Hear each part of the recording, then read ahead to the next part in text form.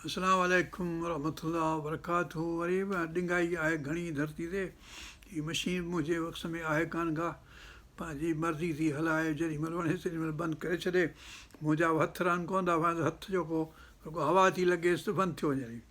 वरी पर इहा आयत पढ़ीसूं पिए 178 नंबर आयत, पंहिंजो सुभाणे उतां खां वरी शुरू था कयूं इंशाअल्लाह। औज़ु बिल्लाहि मिनश शैतानिर रजीम, बिस्मिल्लाहिर रहमानिर रहीम। या अय्युहल्लज़ीना आमनू कुतिबा अलैकुमुल क़िसासु फिल क़त्ला अल हुर्रु बिल हुर्रि वल अब्दु बिल अब्दि वल उन्सा बिल उन्सा फमन उफ़िया, जंहिं माफ़ करे छॾियो, लहू पंहिंजे मिन अखी शयुनि, पंहिंजे भाउ खे, यानी भाउरियान माण्हू विढ़ंदा बि भाइरी वेझा जेको ओड़े पाड़े जा माइट मिट वणंदा आहिनि, धारियुनि खे इतफ़ाक़ सां मारिबो आहे। मिन शयुनि फ़इत्तिबा मारूफ़, मारूफ़ नमूने जी इतिबात कजे, जंहिं ते हले।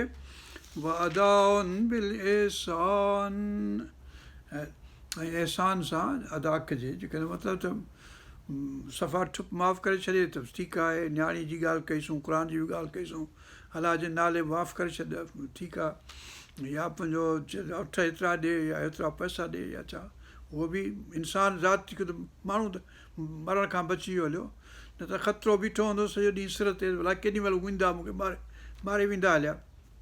तव्हां जे हू माफ़ु करे छॾे दुर त सुठो आहे, माण्हू आराम सां ज़िंदगी गुज़ारींदो।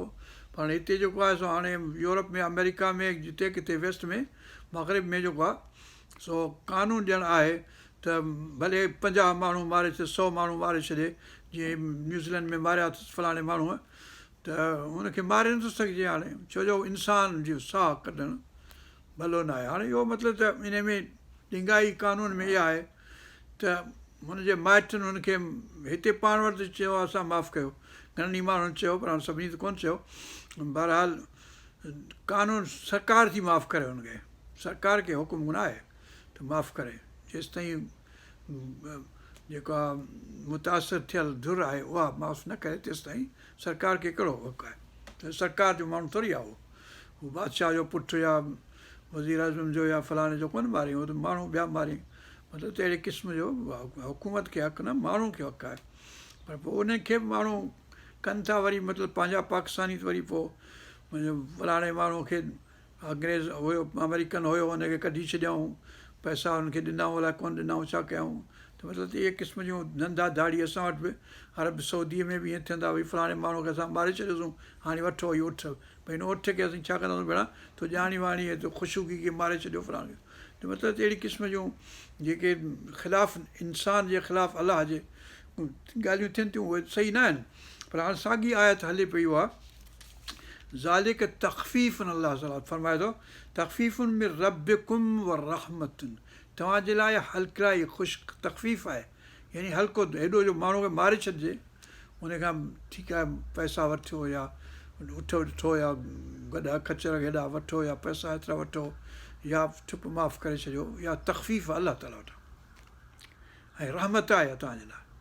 केॾो माण्हू बची वियो हलियो मरण खां, छो जो त हिकिड़ो लम्हो आहे जंहिं वटि शैतान चढ़ी वियो हलियो। पाण वेस्ट वारा चवंदा हुआ हीउ चढ़ियो हो फलाणो हो, हिनखे बसि क़तलु कयईं कोन को, भला क़तलु त कयईं न बसि तन भागे, पोइ हाणे चई कीअं था चओ त साबित था करियो हिन क़तलु कयो, बसि हीउ कोन को होश में इन करे, इहो कोन्हे को असां वटि आहे भई चरियो जेको सफ़ा ठुप चरियो आहे जेको, हुनखे होश कोन्हे वास कोन्हे, उनखे हक़ु आहे, मतिलबु उनखे मारण जो हक़ु न आहे तव्हांखे, जेकॾहिं उन मारे विधो आहे।